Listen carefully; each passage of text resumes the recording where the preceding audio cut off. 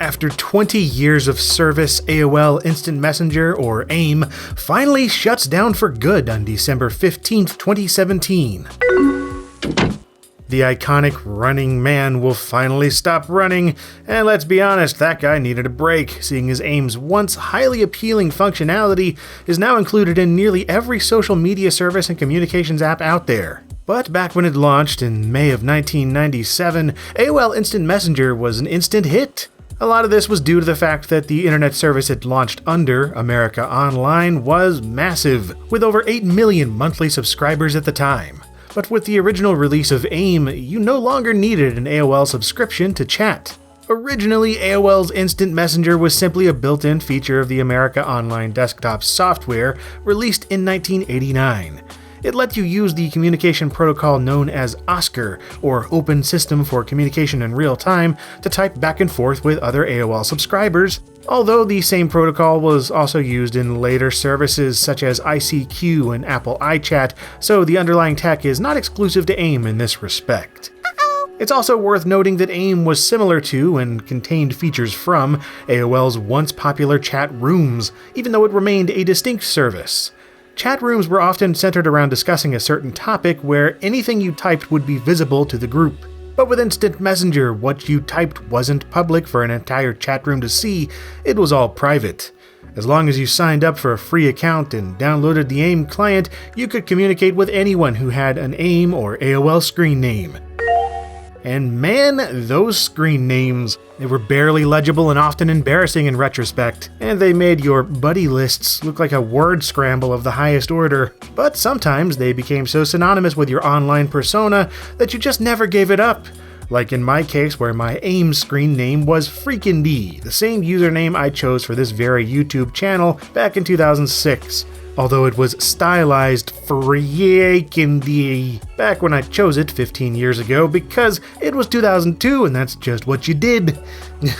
I also remember what a big deal it was to have a unique buddy icon, which was perhaps the first time I chose an avatar to represent myself online. Super commonplace now, but back then the idea was rather fresh. It was all the rage to use a buddy icon with your favorite band, movie, TV show, quotation, or whatever else.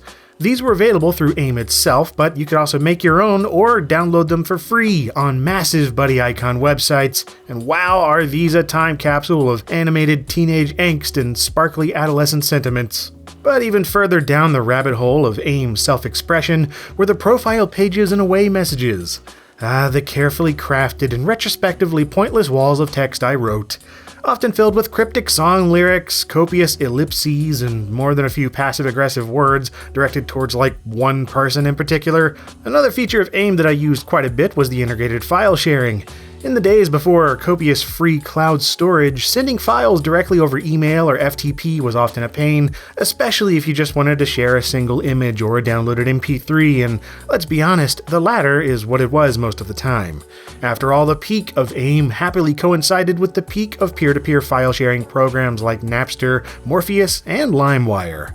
But as fun as these extra features were, the real star attraction of AIM was the chat window itself. Unfortunately, the classic versions of the program I used to use back in the day were shut down back in 2015, so I can't show them here. But the basic idea is the same as the final version you're seeing, including the custom fonts and text backgrounds. I don't remember anyone sticking to the default typeface. It was all about choosing a font and color scheme that represented you.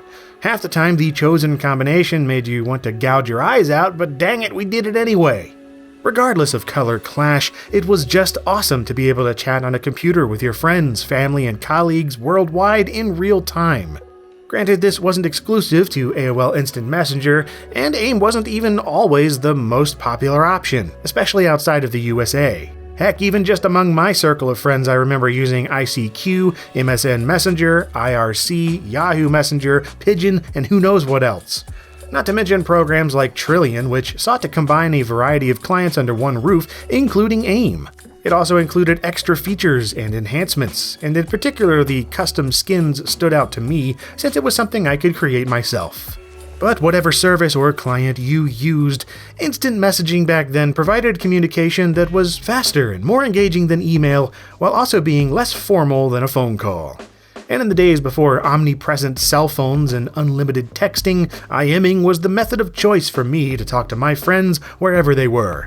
And sure, AIM wasn't the only game in town, but it was certainly the one that I spent the most time with and have the fondest memories of using. And now that AIM is shutting down for good in 2017, I feel myself a bit saddened. Not because I'll miss the functionality, because it's been replaced by a wide array of more convenient apps and services. Hardly anyone has had the need or desire to use AIM in years, and by 2011 it only held less than 1% of the entire instant messenger market worldwide. So no, what I'll genuinely miss though are the smiles enjoyed over late night conversations, and that feeling of excitement every time I logged on back in the day. To someone who often felt awkward getting to know people face to face, AIM helped lead to all sorts of friendships, relationships, and experiences that I otherwise might not have had. So even though I won't miss the service itself, I'm grateful it existed when it did, and I'm just happy to have the memories. But there are some taking it even further by making games that mimic the AIM experience, like Emily is Away. So while AIM might be dead and gone, its legacy continues to live on, either through creative virtual recreations or the countless instant messaging apps available on practically every device today that owes at least a little bit of its existence to AOL Instant Messenger.